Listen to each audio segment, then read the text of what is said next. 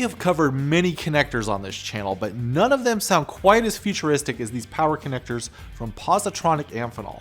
The Positronic OCP-Compliant connectors, as the name suggests, are power connectors designed for use with AC voltages in compute applications, such as data centers and servers, and they comply with OCP ORV3 specifications. OCP stands for Open Compute Project, and it's an open source specification governing data center equipment. The connectors support wire gauges from 16 to 8 AWG, and they provide up to 50 amps of current depending on the wire gauge used.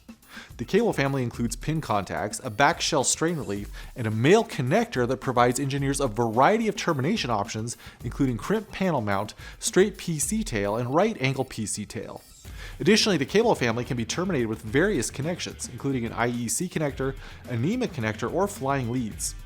The operating temperature range of the Positronic OCP-compliant connectors is -55 to 125 degrees Celsius, and operating voltages ranging from 100 to 1000 volts AC.